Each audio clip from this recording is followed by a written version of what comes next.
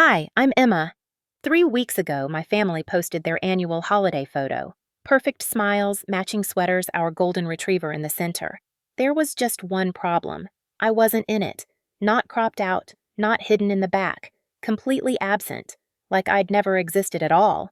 But this morning, I woke up to 17 missed calls from the same people who erased me. Funny how that works, isn't it? They say you don't know what you have until it's gone. Turns out, they never knew what they had when I was there either. Before we dive in, drop a comment telling me where you're listening from, because maybe you've been erased too, until the day they realized they needed the ghost they created. So, how did I get here? How does someone become invisible in their own family? Let me take you back to the night everything shattered. The living room felt smaller than it actually was. Maybe it was the ring light, Brooklyn's ring light, glowing like a synthetic sun in the corner, washing out the cream sectional and making everyone's skin look 2 shades too bright. Or maybe it was just the presence of my sister herself, perched on the edge of the couch cushion like she was posing for a portrait that only she could see. Oh my God, you guys, we did it! 50,000! Brooklyn's voice hit that particular pitch she reserved for her followers. Higher, breathier, like she was perpetually surprised by her own success. She held her phone at the perfect angle, the one she'd practiced in the bathroom mirror so many times I'd lost count. I literally cannot believe this journey. You all are my tribe. My mother sat to her left, hands folded in her lap like she was in church. Dad occupied the armchair, one leg crossed over the other, nodding along with an expression I'd come to recognize over the years, present, but not really there. They'd been watching Brooklyn film for the past 40 minutes. Neither had moved. I stood in the doorway between the kitchen and living room, holding a chipped mug of chamomile tea I'd reheated twice in the microwave. The ceramic was barely warm against my palms. I'd been standing there for most of the stream, occupying that specific spot where I could see them, but they didn't have to see me. It was a space I knew well. Brooklyn's laugh tinkled through the room. Shout out to my amazing parents who've always believed in me. Seriously, Mom and Dad, I couldn't have done this without you. Mom's face softened into that expression she saved for Brooklyn. Pure maternal pride, uncomplicated and whole. Dad actually smiled, a real one, the corners of his eyes crinkling. I took a sip of tea. It tasted like plant water and disappointment. The laptop screen flickered, just once, but enough to make Brooklyn's perfectly groomed eyebrows draw together. Wait, what? She tapped the touchpad. Nothing. Tapped again. The screen went black. No, no, no, not now! Her voice jumped half an octave, the Instagram sweetness evaporating like alcohol under heat. She jabbed at the keyboard. This is such bullshit! Honey, maybe it just needs to... Mom started. It's her! Brooklyn's head whipped toward me so fast I actually flinched. It's always something when she's around. Emma, can you just not exist so loud right now? The words landed like stones in still water. I blinked, my grip tightening around the mug. I'm just standing here. Exactly. You're always just standing there, being weird and quiet and throwing off the energy. Brooklyn's hands flew up. Do you know how hard I worked on this stream? Do you have any idea what it takes to build something real? My throat felt tight. I opened my mouth, but nothing came out. What was there to say? That I'd been counting? That this was the 47th time this year someone in this family had blamed me for existing? That I was so practiced at making myself small I could probably disappear completely if I tried hard enough? Mom stood. She brushed invisible lint from her linen pants, a habit she had when she was about to say something she'd been thinking for a while. Brooklyn's not wrong, Emma. The air shifted. Even Dad looked up. Every time something good happens in this family, Mom continued, her voice measured and calm, like she was explaining something to a child who should already understand, you find a way to ruin it. You stress everyone out just by being in the room. It's like you feed on negativity. My chest felt hollow. I didn't touch her laptop. I didn't even... It's not about the laptop, Mom interrupted.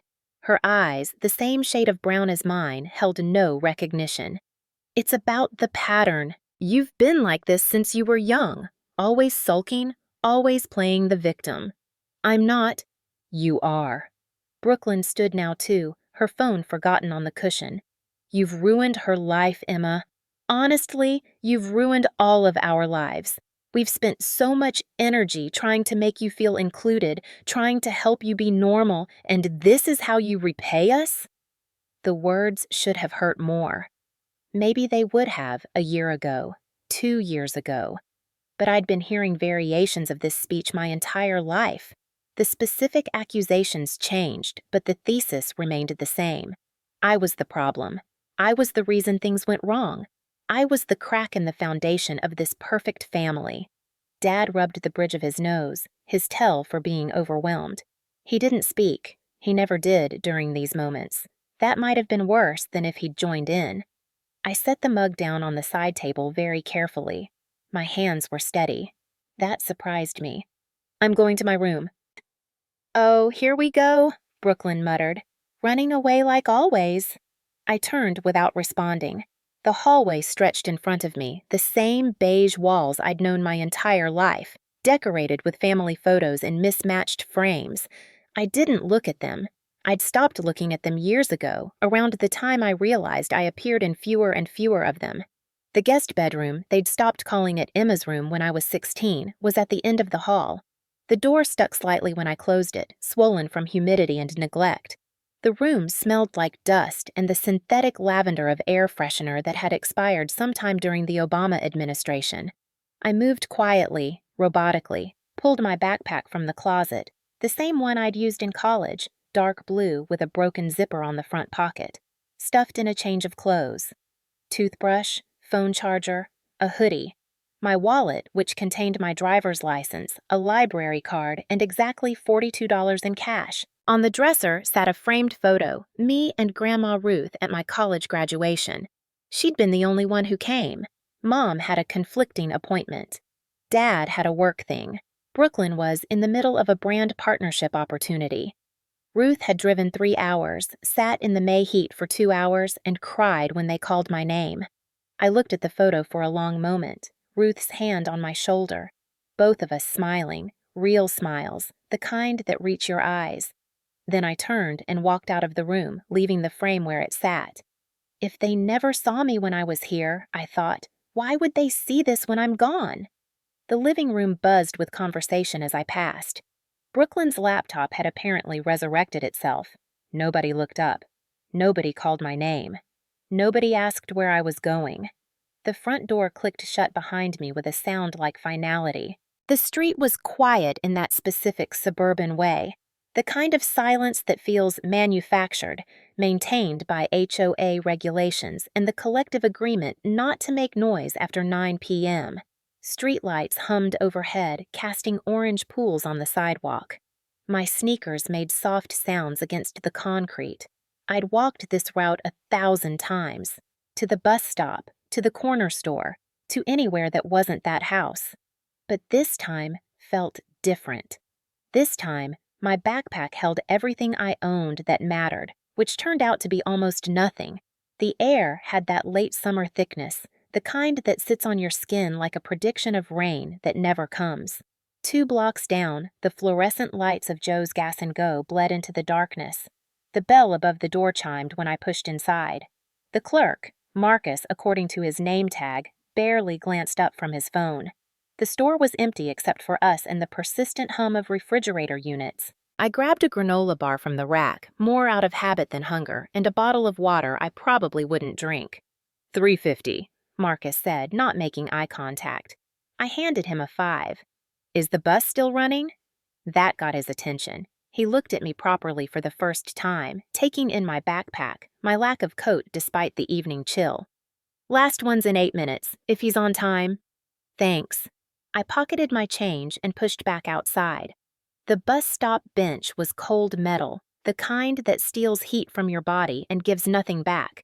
I sat with my backpack between my feet, hands shoved deep in my hoodie pockets. The granola bar stayed in its wrapper. The water bottle sweated condensation against my leg. 8 minutes became 12, then 15. I didn't check my phone. There was nobody to call, nobody who'd notice I was gone. The thought should have felt lonelier than it did. When the bus finally wheezed to a stop in front of me, releasing a hydraulic sigh, I climbed aboard without looking back, not at the street, not at the route that would take me back to that house, not at anything. Downtown, I told the driver, feeding my remaining cash into the machine. End of the line, he confirmed, pulling away from the curb. I took a seat near the back. The bus was mostly empty. A woman with grocery bags, a man in a security uniform, a teenager with headphones. We were all going somewhere, all leaving something. Nobody made eye contact. The city scrolled past the window like a film I'd seen before. Fast food chains, used car lots, strip malls with half their storefronts dark. Charlotte at night looked different than Charlotte during the day. Softer around the edges. More honest about what it was. I rested my forehead against the cool glass and watched the lights blur past. My phone stayed in my pocket, silent. No texts, no calls. No, "Where are you?" or "Come back." Just silence, which was its own kind of answer. The ride into downtown Charlotte felt longer than it was.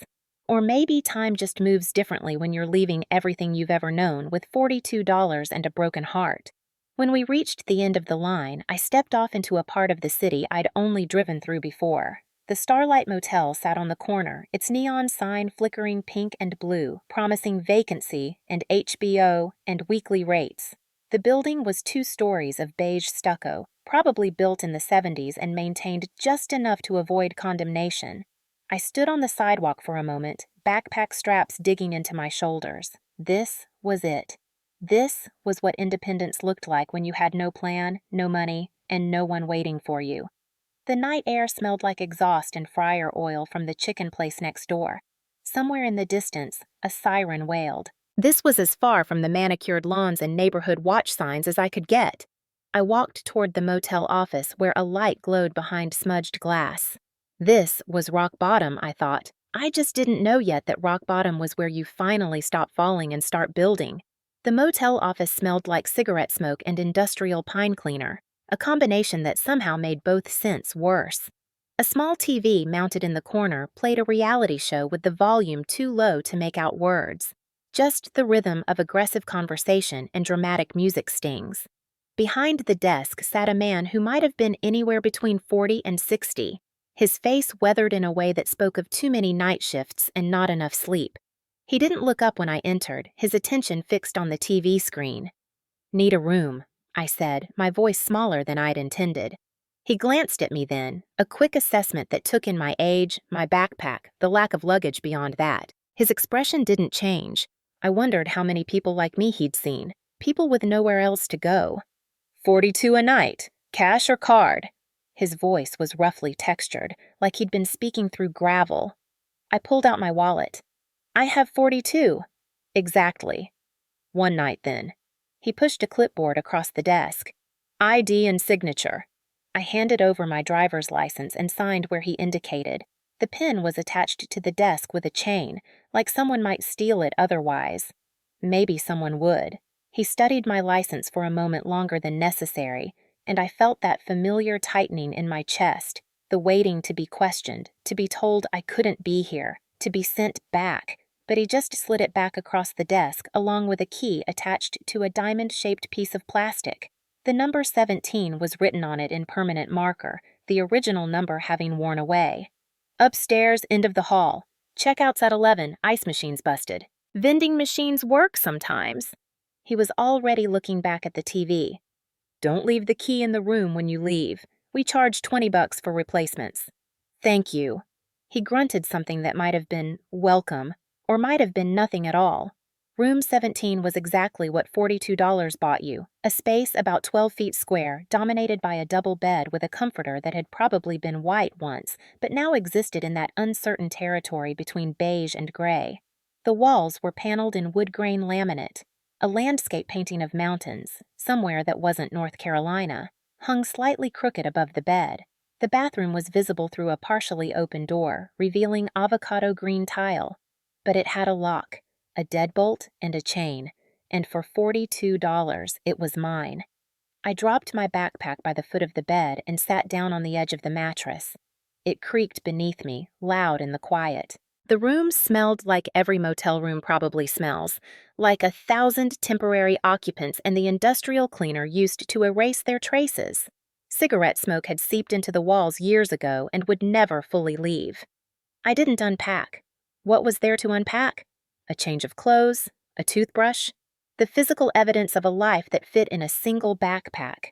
My phone sat on the nightstand, face down. I'd turned it face down on the bus without really thinking about it. Now I stared at it, that dark rectangle, and wondered if it had buzzed, if anyone had noticed yet that I was gone. I picked it up. No messages. No missed calls. The time read 10:47 p.m. A laugh escaped me, short and sharp and bitter. What had I expected? A search party? My mother calling the police? Brooklyn posting a tearful apology on Instagram? I opened my phone's notes app. My fingers hovered over the keyboard for a moment before I started typing. Things I know for sure. 1. I am not crazy. 2. I did not imagine this. 3. I deserve better than having to prove number 1, and number 2, I read it back 3 times. Added 4. Nobody is coming to save me. 5. Maybe that's okay. Then I locked my phone and lay back on the bed, still fully clothed. The ceiling above me had a water stain in the corner, shaped like something between a broken heart and a burned-out star, depending on how you tilted your head. I didn't cry. I'd done enough crying over the years, wasted enough tears on people who never bothered to notice them. Instead, I just stared at that water stain and felt something strange settling in my chest.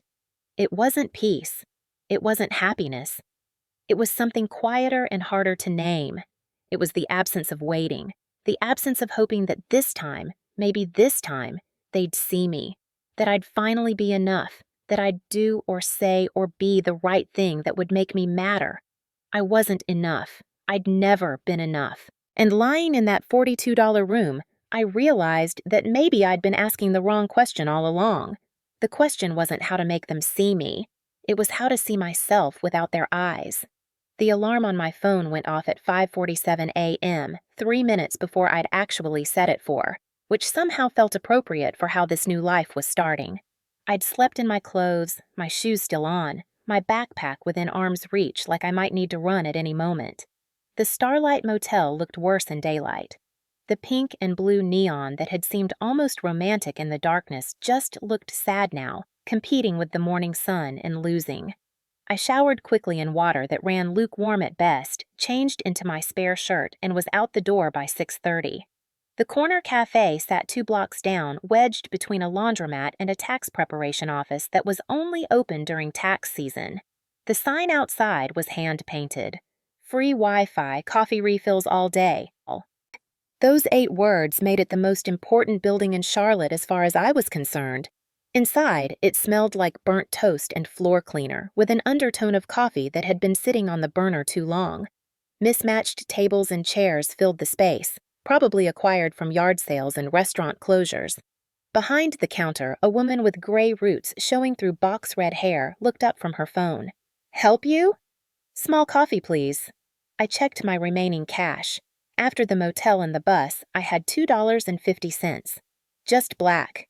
$1.75. I handed over 2 singles and pocketed the quarter. The coffee came in a paper cup with a plastic lid, probably from a wholesale restaurant supply store. It tasted like hot water that had heard a rumor about coffee beans. It was perfect. I chose the table closest to the outlet, farthest from the windows. My phone was at 34% battery, and I couldn't afford to waste it. I pulled up the freelance tutoring platforms I'd bookmarked years ago, back when I'd thought about maybe, someday, possibly doing something with the teaching skills Grandma Ruth had helped me develop. The first site, Tutor Connect, still had my old profile. I'd made it during my junior year of college and promptly forgotten about it. The photo showed a version of me that looked younger and more hopeful. I almost didn't recognize her. I clicked Edit Profile and stared at the empty text boxes. About me. My fingers hovered over the keyboard. What was I? Who was I when I wasn't trying to be invisible? I specialize in SAT and ACT prep, writing support, and study planning. Patient, reliable. Available for virtual or in-person sessions. Delete. Too corporate. Try again. I believe in showing up when no one else does. I understand what it's like when school feels impossible, when you think you're not smart enough, when everyone else seems to get it and you don't. I've been there. I can help. Better. More honest. I added my new availability. Flexible, immediate start, available. The next platform was Homework Helper, then Ace My Test, then Scholar Match. By the time my coffee was half gone, I'd updated 4 profiles and sent inquiries to 16 listings. The woman behind the counter refilled my cup without asking, waving away the quarter I tried to hand her. On the house. You look like you need it. Thank you. My voice cracked slightly on the words. By noon, I'd gotten 2 responses. 2 out of 16. But 2 was infinity more than 0. Parker Mom _2024. Hi, I saw your profile. My son is a junior and completely lost with SAT prep. His test is in 6 weeks. Can you start this week? We can do virtual sessions. Really need help. Do you do GED math? I don't understand any of it and I test next month. I responded to both immediately, fingers trembling slightly as I typed. Professional for Parker Mom. Encouraging for really need help. Yes, I can start immediately. I have availability Monday to Friday afternoons and evenings. My rate is $25 per hour for SAT prep. Yes, I work with GED students. Math can feel overwhelming, but we can break it down into manageable pieces. I'm available this week if you'd like to start. $20 per hour. The rates were lower than what I'd seen on other tutors' profiles.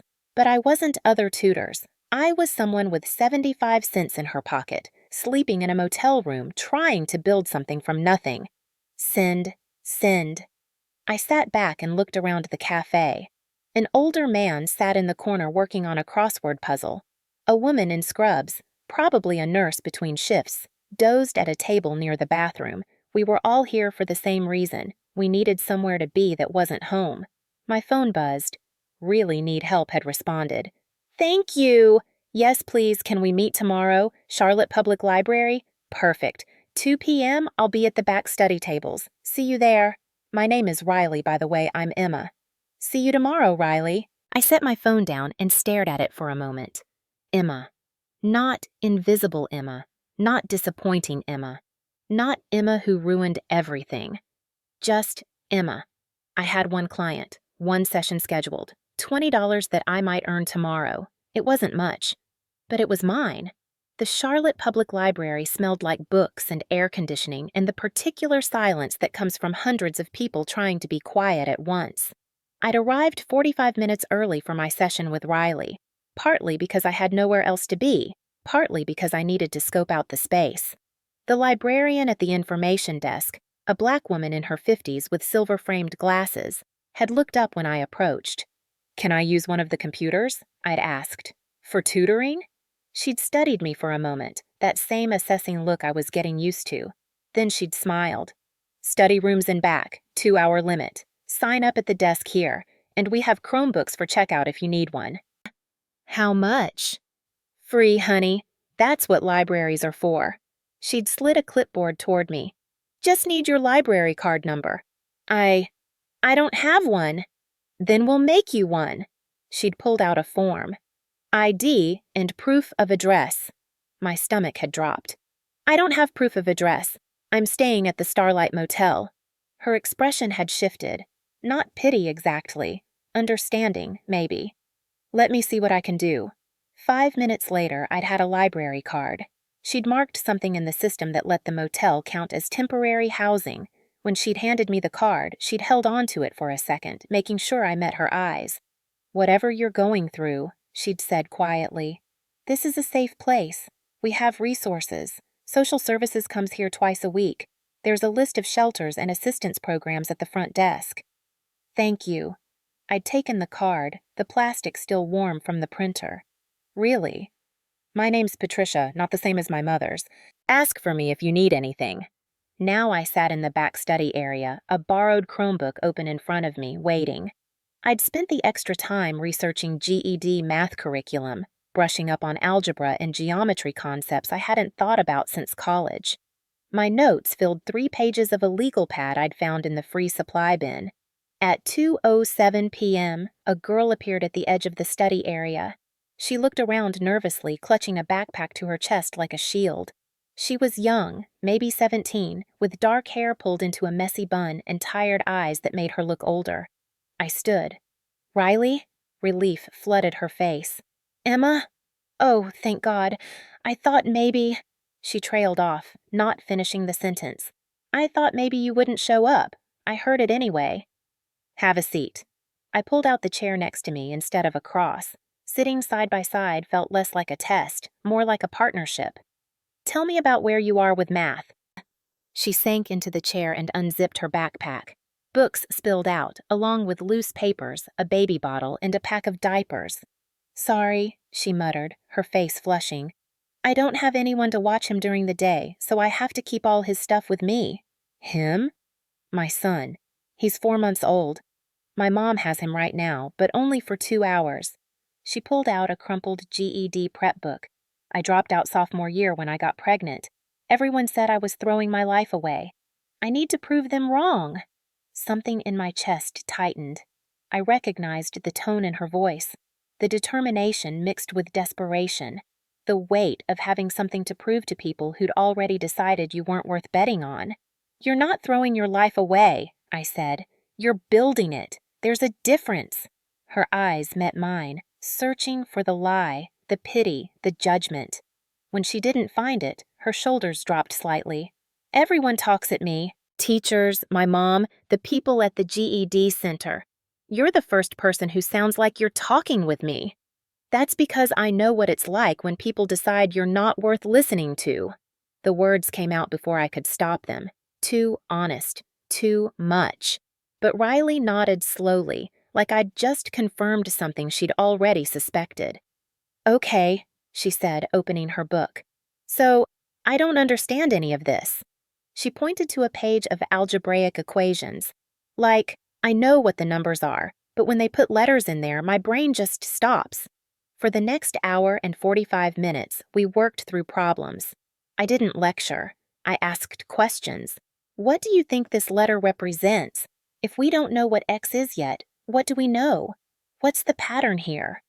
Riley's handwriting was shaky at first, her confidence shot, but slowly, problem by problem, something shifted. She solved an equation on her own and looked up at me with wide eyes. Wait, did I do that right? I checked her work. Perfectly right. Holy shit! She clapped a hand over her mouth. Sorry, but holy shit. You can curse. Math is frustrating enough without having to be polite about it. She laughed, a real laugh, not the nervous one from earlier. We worked through 5 more problems. She got 4 of them right. When her phone alarm went off, she looked genuinely disappointed. I have to get back to my mom's. Same time next week? Can we do twice a week, please? I'll find the money somehow. I thought about my own dwindling cash, about sleeping in a motel that charged $42 a night, about having exactly 1 pair of jeans and 2 shirts to my name. We'll figure out the money, I said. How about Tuesday and Thursday? Her eyes filled with tears. She blinked them back quickly, but not before I saw. Thank you. Seriously. You have no idea what this means. But I did know. I knew exactly what it meant to have someone show up for you when no one else did. After she left, I sat in the study room for a few more minutes, staring at the notes we'd made together, Riley's handwriting next to mine. Problem solved. Progress made. My phone buzzed. Parker. Mom had responded about her son. Great. Monday at 4 p.m. work? We can do video call. I'll send you the payment info. 2 clients, $60 a week if I did 2 sessions each. I closed the Chromebook and returned it to the desk. Patricia looked up from her computer. How'd it go? Good, I said. And then, because she'd been kind and kindness deserved honesty, really good. Thank you for the library card. That's what we're here for. She pushed a business card across the desk.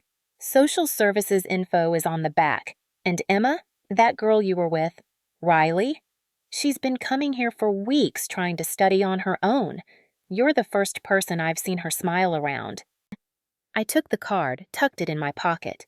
She's smart. She just needed someone to listen. So are you, Patricia said. In case nobody's told you that lately.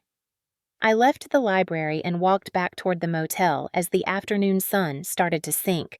The streets were busy with after-work traffic, people heading home to their real lives. I thought about my family, probably sitting down to dinner right now, wondered if they'd even noticed I'd been gone for 3 days. My phone stayed silent. No calls, no texts, nothing.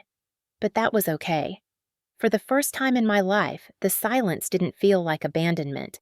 It felt like space, room to breathe, permission to build something that was entirely, completely mine. The motel room felt different on Wednesday night.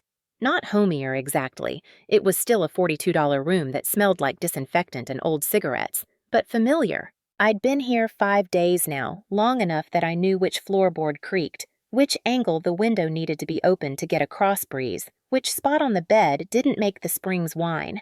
I'd also figured out I could afford 6 more nights if I was careful.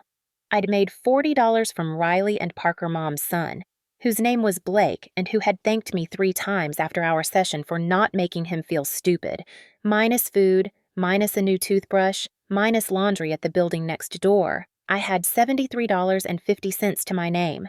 I sat cross-legged on the bed, laptop balanced on my knees, sending out more tutoring applications. The rhythm of it had become almost meditative. Find listing, read requirements, craft response, send. Find listing, read requirements, craft response, send. My phone buzzed with a notification. Instagram. I should have ignored it. I'd spent 5 days carefully not looking at social media, not checking what my family was posting, not torturing myself with evidence of their lives continuing perfectly well without me. But it was late. I was tired. And sometimes you can't help picking at a scab just to remind yourself it still hurts. I opened Instagram. Brooklyn's latest post stared back at me, uploaded 2 hours ago. The photo showed her in their living room, perfectly lit, wearing what looked like a new blouse. Her smile was radiant. Mom sat next to her on the couch, looking proud. Dad stood behind them, hand on Brooklyn's shoulder. The caption read, "Family is who shows up when it matters, grateful for these two every single day. Through thick and thin, blood is thicker than water. Hashtag family first. Hashtag blessed. Hashtag support system." The comments were full of heart emojis and so sweet and gorgeous family. Nobody asked where I was. Nobody even noticed the absence. I zoomed in on the photo, studying the background like a detective, and that's when I saw it. The family portrait. The one that had hung on that wall for 8 years, taken during a rare moment when we'd all managed to smile at the same time. I was in that photo. 15 years old, braces, uncomfortable in a dress Mom had picked out. But I was there. Except the frame on the wall in Brooklyn's photo didn't show that portrait anymore. I zoomed in further, my heart starting to pound. It was a new photo, professional quality, studio backdrop. Mom in a cream cardigan, Dad in a button-down, Brooklyn in the center, glowing, and sitting at their feet, tail wagging. Biscuit, the golden retriever they'd gotten 2 years ago.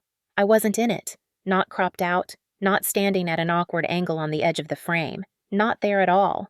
They'd taken a new family portrait. They'd had it professionally printed and framed. They'd hung it in the spot where the old one had been. And they'd simply erased me. My hands shook. The phone trembled in my grip. I set it down carefully on the nightstand, like it might explode if I moved too quickly. This wasn't about me leaving. This photo was recent. I could tell by Brooklyn's hair, shorter than it had been 6 months ago. They'd done this while I still lived there, while I was sleeping in the guest bedroom, drinking tea in the kitchen, existing in the spaces between their lives. They'd remade their family without me, and I'd been too invisible to notice. I stood up, paced the small room. 5 steps to the window. Turn. 5 steps to the bathroom. Turn. Repeat. My breath came faster. Not quite panic, but something close to it. Not sadness. That would have been cleaner, easier to process. This was rage, clean and sharp and clarifying. I grabbed my phone again, took a screenshot of Brooklyn's post, zoomed in on the family portrait in the background, took another screenshot, created a new folder on my phone. Evidence. The word appeared on my screen in that default system font. Evidence. Because this was evidence, wasn't it?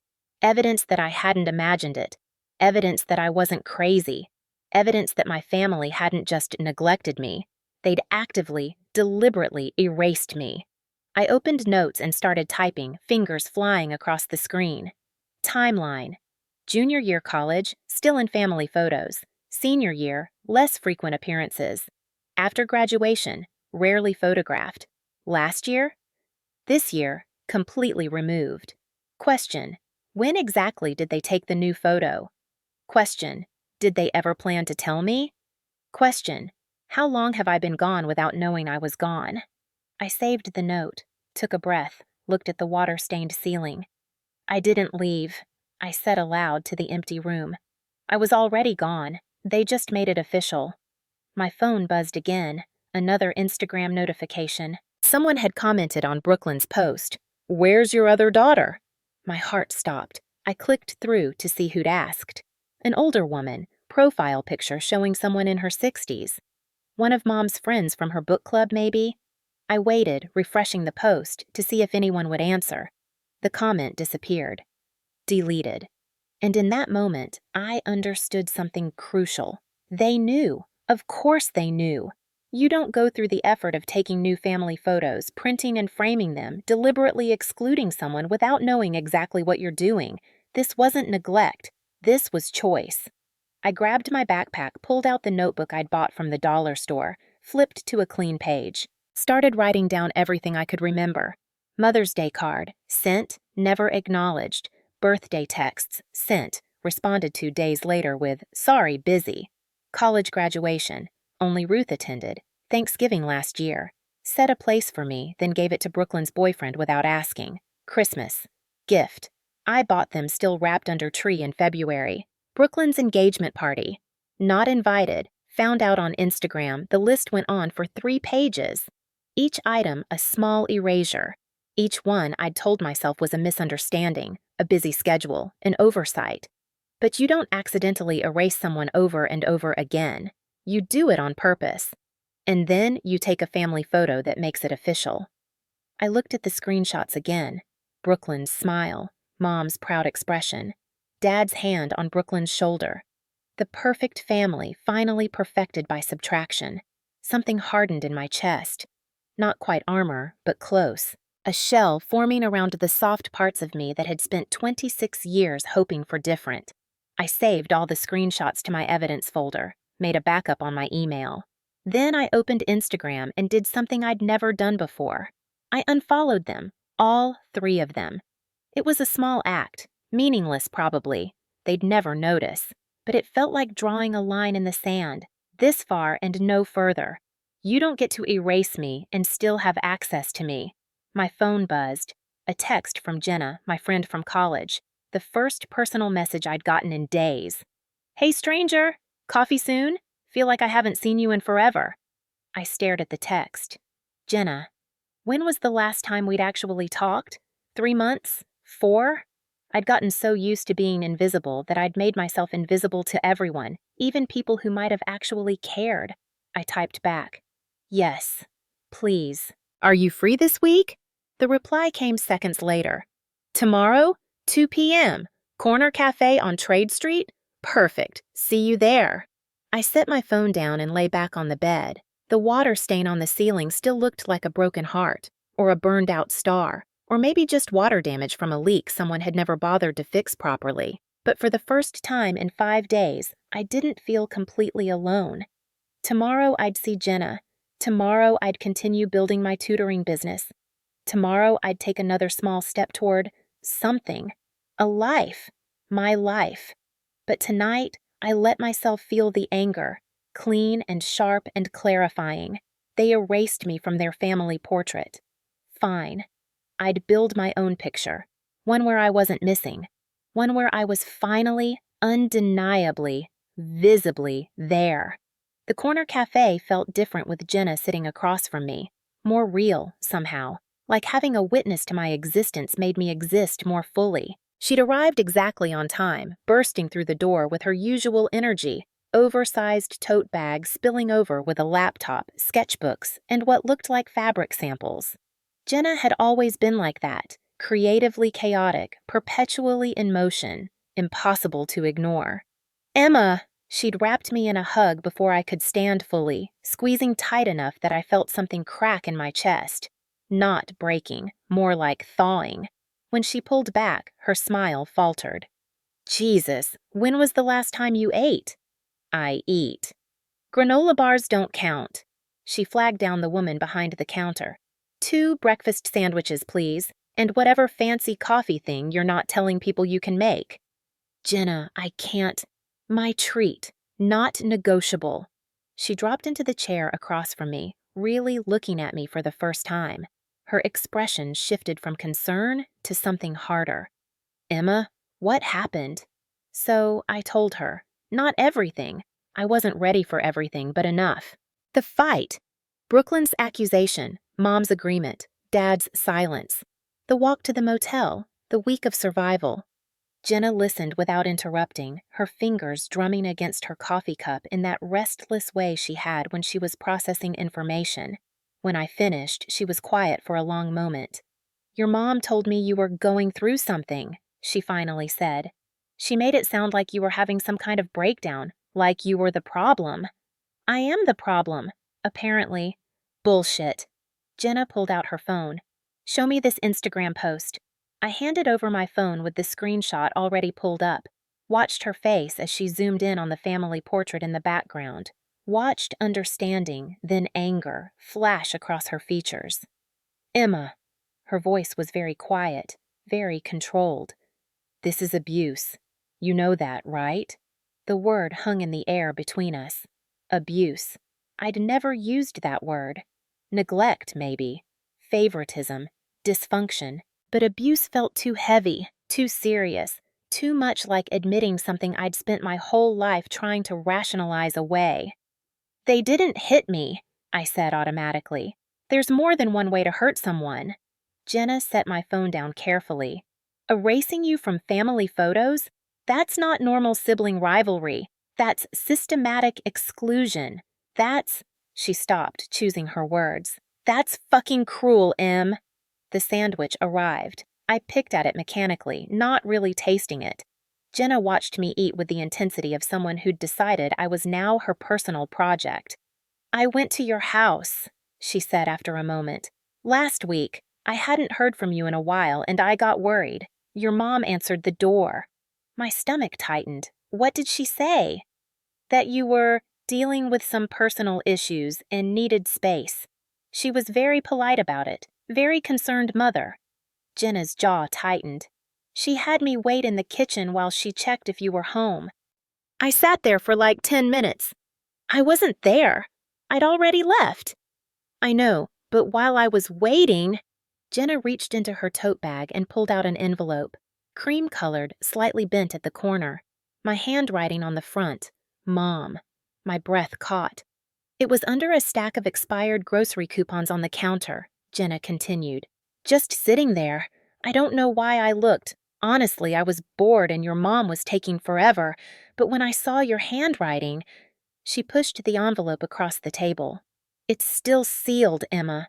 I picked it up with shaking hands. The envelope hadn't been torn or wrinkled. The flap was still glued down, neat and undisturbed, like it had been placed on the counter and simply forgotten. Except this wasn't junk mail. This was personal. This had my handwriting on it. When did you send this? Jenna asked gently. Last year. Mother's Day. My voice sounded distant, like it was coming from underwater. I'd been saving up for weeks. Put a gift card in there for her favorite cafe. Wrote a letter about wanting to try again. About maybe healing. I slid my fingernail under the flap. The glue gave way easily, like it had been waiting for this moment. Inside was the card. Generic floral design from the drugstore, and behind it, the letter. Pink stationery. My careful handwriting, each word chosen with such hope it hurt to remember. Mom, if there's still space in your heart for me, I'd like to sit there again. Not asking for everything, just asking for a chance. I miss our Tuesday phone calls, back when we used to have them. I miss hearing about your book club. I miss you. I know I'm not Brooklyn. I know I don't light up rooms or have thousands of followers or make you proud in obvious ways. But I'm here. I've always been here. And I'm trying. Happy Mother's Day. I hope this finds you well. Love, Emma. I read it twice. Then I folded it back carefully, placed it in the envelope, set it on the table between us. She never even opened it, I whispered. Jenna reached across and squeezed my hand. Her palm was warm, solid, real. That says everything about her and nothing about you.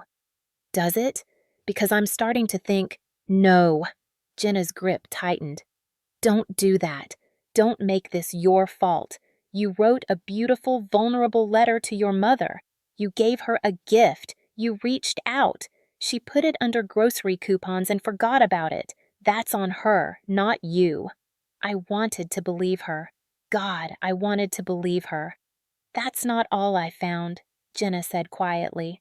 Jenna pulled her laptop from her bag, opened it with the practiced motion of someone who lived half her life in the digital realm. Her graphic design portfolio loaded on the screen. Clean layouts, corporate branding, website mock-ups. Remember sophomore year? She asked, clicking through folders. You were developing that SAT prep curriculum. You asked me to help with the visual design. I remember. It felt like a lifetime ago. Back when I still believed I might build something meaningful, before I'd gotten too busy disappearing. You had this whole system, diagnostic assessments, custom study plans, progress tracking, color-coded difficulty levels. Jenna's fingers flew across the trackpad. I helped you design the templates, spent like 3 weeks getting the interface just right. You did. It was beautiful. Yeah, it was. She turned the laptop toward me, which is why I recognized it immediately when I saw Brooklyn's new website. The screen showed a polished landing page. The Study Society, elite test prep for tomorrow's leaders. Brooklyn's professional headshot dominated the hero section, her smile confident and bright. Below that, testimonials, pricing tiers, a Book Now button, and below that, the curriculum overview, my curriculum overview. Scroll down, Jenna said, her voice tight. I did. The diagnostic assessment tool, the same color scheme, teal and coral, specific Pantone codes I'd chosen because they were calming but energizing. The same sidebar layout, the same section headers, identify your baseline, build your foundation, master advanced concepts, track your progress. Even the tagline, test prep that meets you where you are. That was my line. I'd written it at 2 a.m. in the library, fueled by terrible coffee and the desperate hope that I could help kids who felt as lost as I had. Keep scrolling, Jenna said. The sample lesson plans, the diagnostic rubric, the progress tracker with its 5-stage system. All of it mine. All of it with Brooklyn's name attached. She didn't even change the font, I heard myself say. That's Montserrat. I spent hours choosing that font. I know. Jenna pulled the laptop back. I have the original files we worked on, timestamps, version history, everything. I backed them up to my cloud drive because I always back up client work, even for friends. I'm not your client. You are now. She met my eyes. Emma, this isn't just similar. This isn't inspired by. This is theft. She copied your work, put her name on it, and is charging people for it. I stared at Brooklyn's smiling face on the screen. My sister. The golden child. The one who could do no wrong. She'd taken the one thing I'd built entirely on my own, the one thing that was mine, and claimed it as hers. How much is she charging? I asked. Jenna clicked to the pricing page. $125 per hour for individual sessions, $800 for an 8-week intensive. I did the math automatically. If she had even 10 students, that was thousands of dollars from my work, my ideas, my years of teaching experience. When did she launch this? Site went live 3 months ago. Jenna pulled up the domain registration info. But based on the web archive, she's been building it for at least 6 months, maybe longer. 6 months ago, I was still living at home, still trying to be invisible, still hoping that maybe if I just stayed quiet enough, took up little enough space, they'd eventually see me. And while I was disappearing, Brooklyn was stealing from me. Emma, Jenna closed the laptop. I didn't want to show you this. I mean, I did because you needed to know, but I hate that this is happening to you. On top of everything else.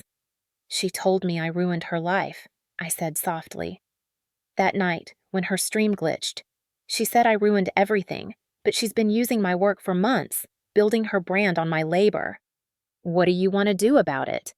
I thought about the sealed Mother's Day card, the erased family portrait, the years of being told I was too much and not enough, too loud and too quiet, present and somehow still invisible.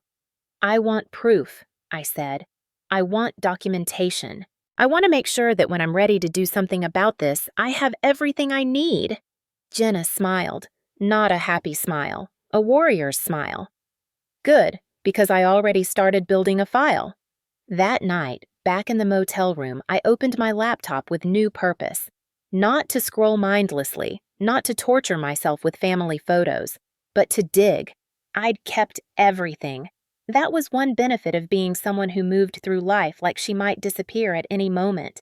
I'd learned to document, to save, to preserve evidence of my existence. My Google Drive was a time capsule. Folders within folders dating back to high school. I navigated to one labeled Teaching Stuff and opened it. Hundreds of files, lesson plans, practice problems, student notes. And there, in a subfolder marked SAT Curriculum Project 2021, was everything. Original drafts with timestamps, comments from Ruth who'd reviewed my early materials. This is excellent, Emma. Clear, compassionate, effective. You have a real gift. Email chains with Jenna about design elements. Sketches of the diagnostic flowchart I'd drawn by hand. I opened a document titled curriculum_philosophy_draft3.docx. Last modified, August 14th, 2021. 3 years ago. The core principle of this curriculum is simple. Students aren't failing because they're not smart enough. They're failing because traditional education treats all minds like they work the same way. This system meets students where they are, identifies their specific learning style, and builds a customized path forward. I pulled up Brooklyn's website again, found her About Our Method page. Our revolutionary approach recognizes a simple truth. Students aren't struggling because they lack intelligence. They're struggling because conventional test prep treats every mind identically. The Study Society meets learners where they are, identifies their unique learning profile, and crafts a personalized roadmap to success. Word for word, she'd just changed students to learners and system to the Study Society. I kept digging, found more. The 5-stage progress model, the color-coded difficulty ratings, the sample problems, even the encouraging language in the interface tooltips. You've got this, and progress, not perfection, was mine. My hands shook as I created a new folder. Evidence, Brooklyn theft. Started copying files over, original documents, dated emails, design mock-ups with Jenna's timestamps, side-by-side screenshots of my work and Brooklyn's website. Then I remembered something else. I navigated to another folder, one I hadn't opened in years. Ruth, legal docs. I'd scanned a bunch of Grandma Ruth's papers after she died, partly for safekeeping, partly because I couldn't bear to throw anything away that had her handwriting on it. Mortgage papers, insurance policies, tax returns, and there, at the bottom of the folder, Ruth_last_will_testament_2019.pdf. I'd forgotten about this. After Ruth died, Mom had handled all the legal stuff. Said it was too complicated for me to worry about. Said Ruth had left her house to be sold and split equally. Said there wasn't much else. I opened the PDF. The will was standard at first. Distribution of assets, funeral arrangements. Then I got to page 4. Section 7, Intellectual Property and Educational Materials. All teaching materials, curriculum frameworks, lesson plans, and educational intellectual property developed by or with the assistance of Emma Hartley shall remain under her sole ownership and authorship. This includes, but is not limited to, materials created during Emma's time at university and any collaborative projects undertaken during Emma's visits to my home. Emma has demonstrated exceptional skill and dedication in the field of education. It is my wish that her work be recognized and protected as her own creation. I read it 3 times. Then a fourth. Ruth had protected me, legally, officially. She'd put it in her will that my curriculum work was mine. And Mom had never told me. I checked the signature line. Notarized March 15th, 2019. Witnessed by 2 people I didn't know. Legal, binding, official. My grandmother had believed in me enough to write it into her legal documents, had seen my potential clearly enough to protect it, had loved me enough to make sure that even after she was gone, someone would recognize my work as mine. The tears came then. Not sad tears exactly, something more complex. Grief and gratitude and rage all mixed together. I screenshot the relevant page, added it to my evidence folder. Then I pulled out my phone and called Jenna. She answered on the second ring. "Em, you okay?" I found Ruth's will. She left me the rights to all the teaching materials we developed together. It's notarized, it's legal. Silence on the other end. Then, "Holy shit." "Yeah." "Emma, do you know what this means?" I looked at my laptop screen, at the will, at the side-by-side screenshots, at the pile of evidence I'd been building. "It means I have proof. It means Ruth knew. It means—" my voice cracked. "It means someone saw me. Really saw me.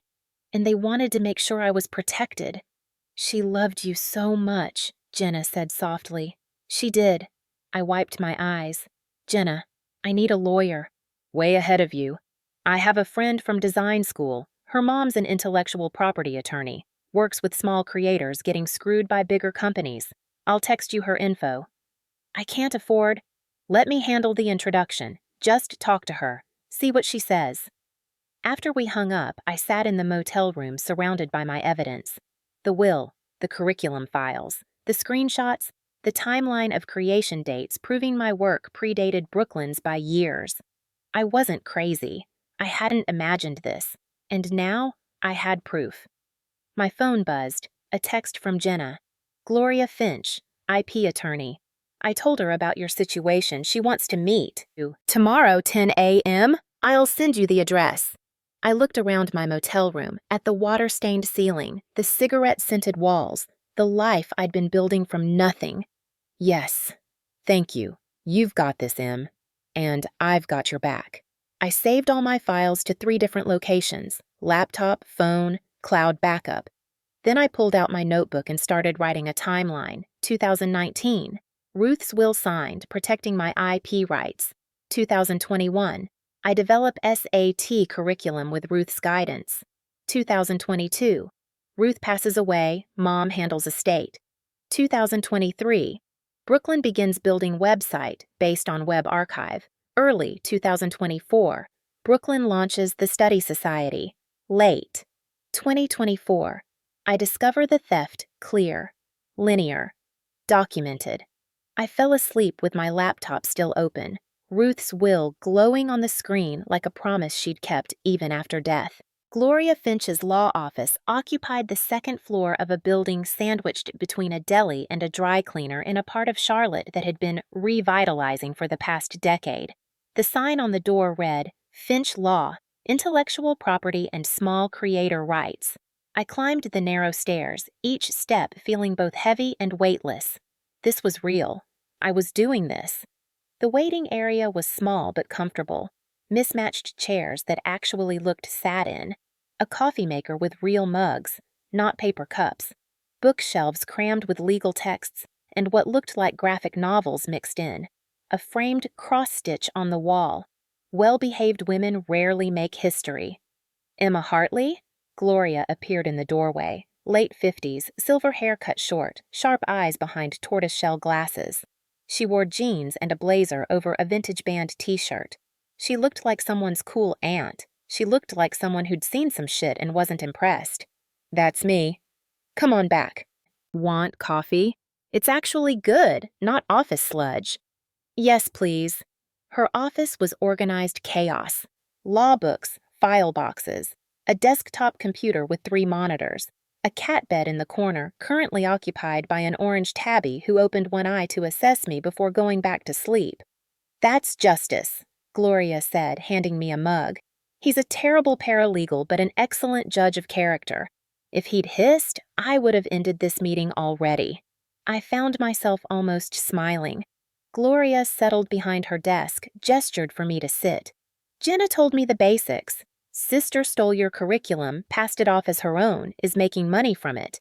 You have the original files and a will that specifically protects your intellectual property rights." "Yes." "Walk me through it. Start at the beginning." So I did. Ruth, the curriculum development, the timestamps, Brooklyn's website, the side-by-side comparisons. I pulled out my phone, showed her the evidence folder, watched her scroll through screenshots, her expression unchanging. When I finished, she set my phone down and leaned back in her chair. "Most lawyers would charge you a $5,000 retainer for a case like this. Before I tell you what I think, I need to know. Do you have $5,000? My heart sank. "No, I have about $80 to my name." "Good." I blinked. "What?" "Good," Gloria repeated. "Because if you had $5,000, I'd wonder why you needed me. The fact that you're here with $80 and a thumb drive full of evidence tells me you're serious." She pulled out a legal pad. "When I was 30, I worked for a big firm downtown. Great pay, fancy office. I developed a new client intake system, streamlined everything, saved them probably $1 million over 5 years. They promoted my boss for it. When I pointed out it was my system, they said I was difficult. Eventually, they fired me and kept using my system." "That's theft, yeah. Took me 3 years and all my savings to clear my name and get them to admit what happened. I started this practice because I got tired of watching big entities steal from small creators and calling it business." She tapped her pen on the pad. "Your sister isn't a big corporation, but she's using the same playbook. Steal, rebrand, profit. Count on the victim being too scared or broke to fight back. I'm both of those things." "But you're here anyway." Gloria smiled. It wasn't a kind smile, it was a shark's smile. "Here's what I can do. I'll take your case for 20% of any settlement or damages, paid only if we win. If we lose, you owe me nothing. But we won't lose." "How can you be sure?" "Because you have Ruth's will. That's an insurance policy from beyond the grave. Your grandmother was a smart woman." Gloria started making notes. "Here's the plan. We file a formal copyright claim. We send a cease and desist to your sister. We document everything, and we wait." "For what?" "For her to do something stupid. People who steal usually do. They're not creative enough to come up with their own ideas, which means they're not creative enough to defend themselves properly." She looked up. "But Emma, I need you to understand something. This is going to get ugly. Your family will call, they'll cry, they'll threaten, they'll try to make you feel guilty. Your job is to stay quiet and let the paperwork talk." "I can do that." "Can you? Because from what Jenna told me, you've spent your life trying to make them love you. This won't make them love you. It'll make them hate you more." The words should have hurt. Instead, they felt clarifying. "They already hate me," I said quietly. "They just pretended not to, as long as I stayed invisible. At least this way, I'm visible." Gloria studied me for a long moment. "You're going to be fine. Better than fine." She stood, extended her hand. "Welcome to Finch Law. Let's go burn down your sister's stolen empire." I shook her hand. Her grip was firm, certain. For the first time in my life, I had an ally who wasn't asking me to be smaller. I spent Monday afternoon at the library with Riley, working through GED math. She was improving rapidly, solving quadratic equations that had baffled her 2 weeks ago, her confidence building with each correct answer. "You're going to pass this test easily," I told her as we packed up. "You really think so?" "I know so. You're not the same student who walked in here scared of numbers." Riley grinned.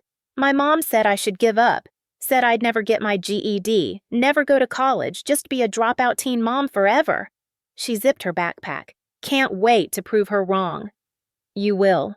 My phone buzzed as Riley left. An email from Gloria. "Cease and desist sent to Brooklyn this morning via certified mail. Brace yourself." I stared at the message. It was real now.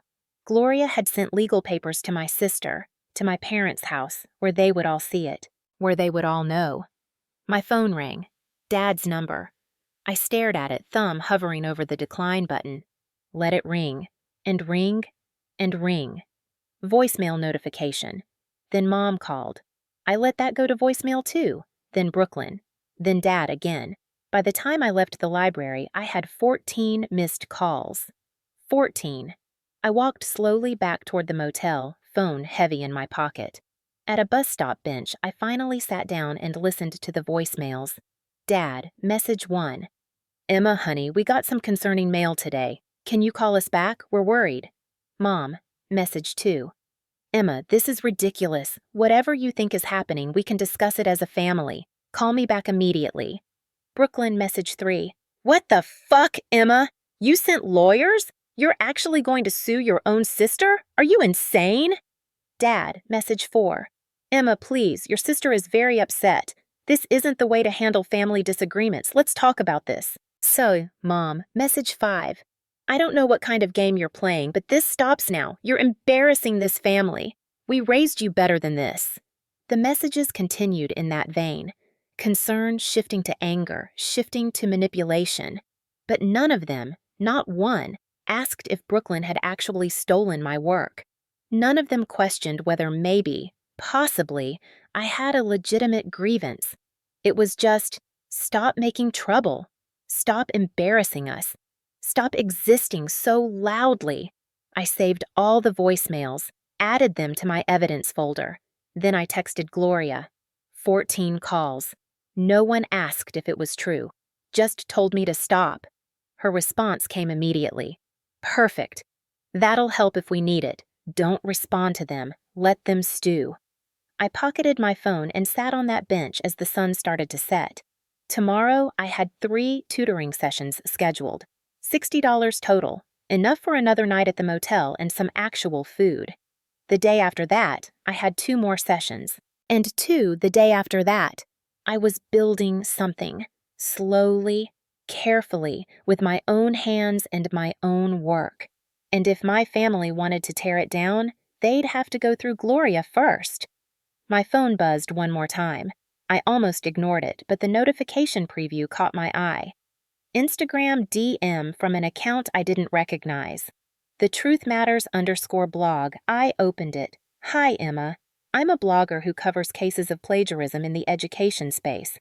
Someone sent me screenshots of your sister's website and your original curriculum files. Would you be willing to talk? This is the kind of story people need to hear. My finger hovered over the message. This was a choice. Respond, and this became public. Stay silent, and it stayed between me, Brooklyn, and the lawyers.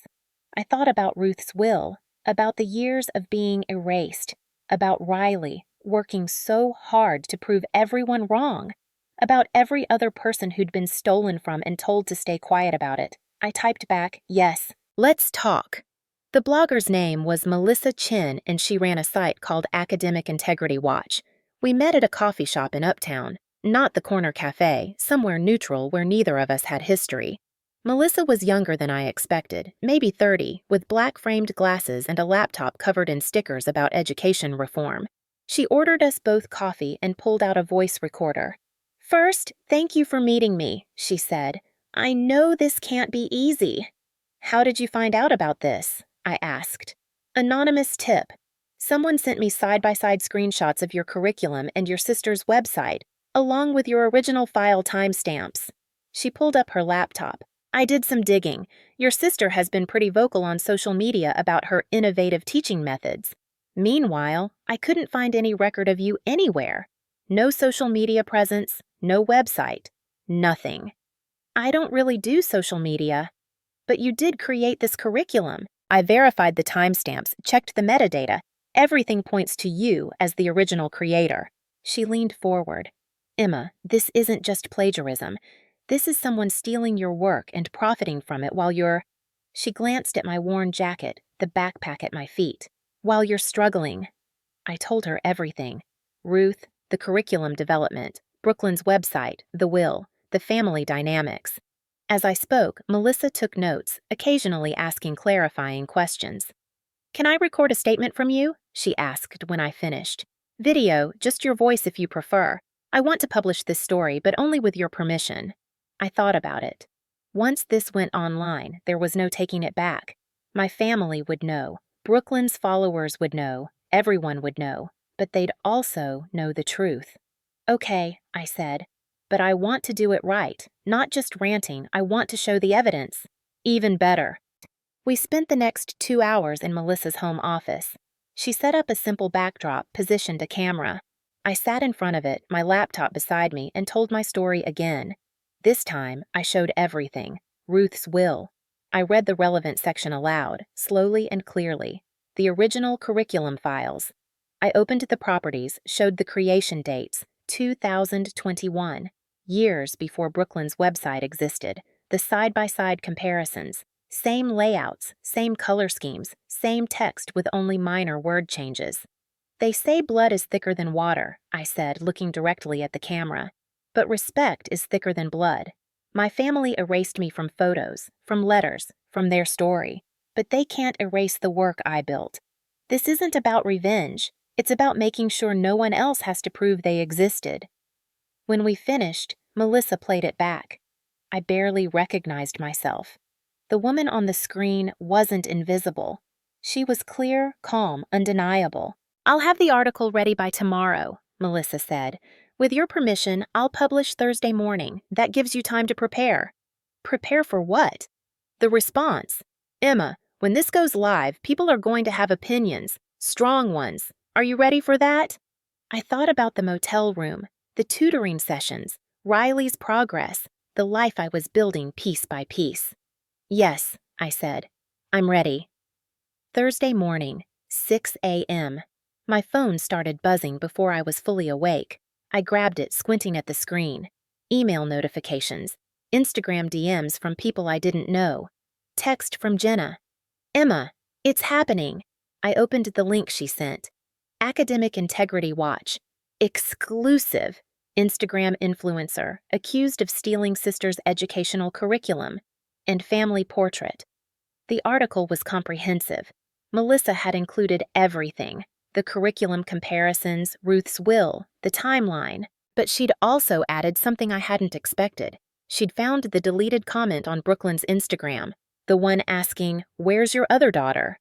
Screenshots obtained by this reporter show that questions about Emma Hartley's absence from family photos have been systematically deleted from Brooklyn Hartley's social media accounts. When asked about this pattern, neither Brooklyn nor her parents responded to requests for comment. The article ended with my video, 7 minutes of calm, documented truth. By 8 a.m., it had 50,000 views. By noon, 200,000. The comments flooded in. This is heartbreaking. How do you erase your own child? I was a fan of Brooklyn's. Not anymore. This is theft, plain and simple. The grandmother's will made me cry. Someone saw her worth. Every scapegoat child needs to see this. But also, there are two sides to every story. Seems like someone's jealous of their successful sister. Family drama should stay private. My phone rang. Unknown number. I let it go to voicemail. Rang again. Different unknown number. Again, voicemail. Then a number I recognized. Patricia from the library. Emma? Her voice was gentle. Honey, are you okay? I just saw the article. You read it? Everyone's reading it. It's all over social media. I wanted to make sure you were safe. Safe. The word lodged in my throat. I'm at the motel. I'm fine. You need anything? Food? A quiet place to sit? The library's here if you need it. Thank you, Patricia. Really. After we hung up, I checked Brooklyn's Instagram. Her last post, the family photo one, had thousands of new comments. She'd turned off commenting entirely. Her follower count was dropping in real time. 75,000, 74,800, 74,500. I should have felt victorious. Instead, I just felt tired. My phone buzzed. Gloria. Don't respond to anyone, not press, not family, not strangers. Let the evidence speak. Call me if you need anything. Then Jenna, I'm coming over. Don't argue. She arrived 30 minutes later with bagels, coffee, and a fierce expression. You did it, she said, setting the food on the motel table. You actually did it. Emma, do you understand what you've done? You've given voice to every person who's been erased by their family. I just told the truth. That's exactly it. You told the truth when everyone expected you to stay quiet. She pulled up her phone. Look at this. A tweet with 100,000 likes. The invisible daughter story is why we need to believe people when they talk about family abuse. Emotional neglect is real, scapegoating is real, and sometimes the crazy one is the only sane person in the room. They're calling it the invisible daughter story, Jenna said. Emma, you've started a conversation. My phone buzzed. Riley. Emma! I saw the article. You're famous. But also, are you okay? I typed back. I'm okay. See you for our session tomorrow? Yes. I'm so proud of you. Proud. When was the last time someone had said they were proud of me? Friday afternoon, Gloria called. We have a problem. My stomach dropped. What kind of problem? Brooklyn filed an emergency injunction. She's claiming your original files are fraudulent, that you backdated them somehow. She's requesting a full takedown of your tutoring website and a gag order preventing you from discussing the case publicly. Can she do that? She can try. We have a hearing Monday morning. Judge will review the evidence and decide. Gloria's voice was steady, but I heard the edge in it. Emma, this is going to get expensive for her. Emergency injunctions aren't cheap. She's desperate. What do I do? Nothing. Sit tight. Don't post anything. Don't give interviews. Don't engage. Let her waste her money on lawyers while we present our airtight case. After we hung up, I sat on the motel bed, staring at my laptop. My tutoring website, the one I'd built over the past 2 weeks with testimonials from Riley and Blake and 3 other students, was still live. For now. If Brooklyn won this injunction, I'd lose my income. The $200 a week I was making from tutoring was barely enough, but it was something. Without it, I'd be back to zero. My phone buzzed. Unknown number again. I almost ignored it, but something made me answer. Emma Hartley? Yes. This is Sandra Kim from Channel 14 News. We'd love to interview you about... I hung up. Another buzz. Text from a number not in my contacts. You're a vindictive bitch. Your sister worked hard for everything she has. Hope you're happy destroying her life. Then another. Team Brooklyn. Family comes first, not jealousy. And another. I believe you, Emma. My brother did the same thing to me. Stay strong. The messages kept coming. Supportive. Hateful. Everything in between.